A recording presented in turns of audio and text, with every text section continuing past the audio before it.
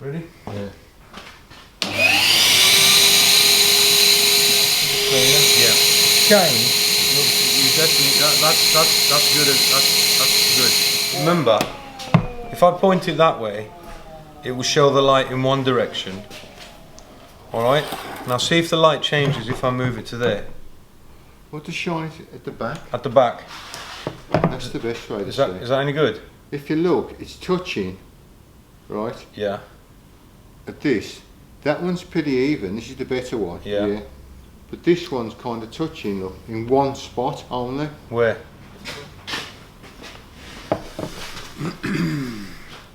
Bloody oh yeah. It's so that corner's got a really good silver. I want to make sure we get that 1.5. There you go.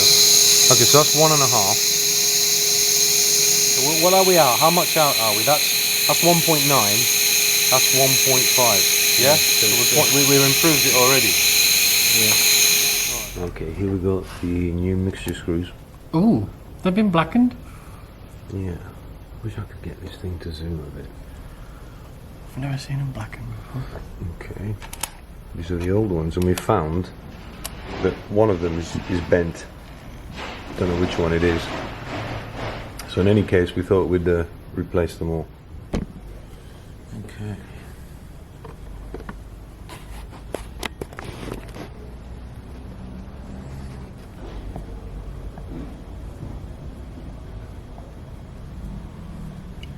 Diagram, Alfa Romeo Giulietta Sprint Veloce, and it's all in Italian, so I use my phone to translate it, which is very vague, and some of the translations are hilarious, but the gist of it is, when you remove the top cover, the float, you set the float with using a special tool, which is a spring.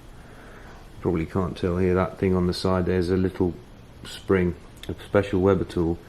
And that thing up here is a special Weber tool as well, and they don't exist, or at least I haven't got them. I did look, but I can't get them. So what you do is you use this tool. In my instance, I'm using slices of cardboard. You see, I've inserted cardboard there and there. This is to jam the float in a certain place, and that certain place sits between 3 and 4 mil.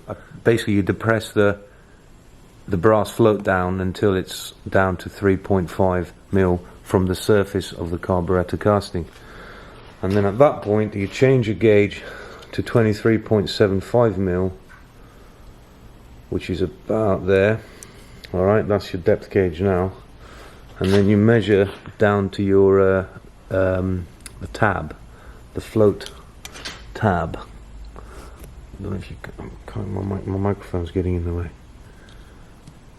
Anyway, that's the float tab down there, okay? That's the bendy, the thing that looks like a tongue. So you want to have 23.75 mil, again from the surface of the carburetor casting up here, down to touch your tongue.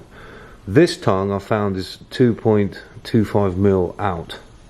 Okay, so that's going to need adjusting. This one is good. I've jammed the float at 2.5 mil. No, 3.5 mil under the top cover surface, and I've measured it, and it is indeed 23.75 or thereabouts. So that one's good. Next, I'm going to measure that. So if you don't have the original Weber tools, which I would like to obtain at some point, you can use bits of cardboard to jam your float in the chamber. So basically, you lift the float up, you insert the 2 pieces of cardboard, and then you gently depress the float. Obviously don't go too crazy on it, and you'll feel that the float is sort of semi-jammed in the chamber, so you can set it at a height and it will stay there. And then you can start with your depth meters to get it to that level, and that will give the carburetor optimum performance as Weber intended. So I'm going to proceed with the third carb now and then see about adjusting this one.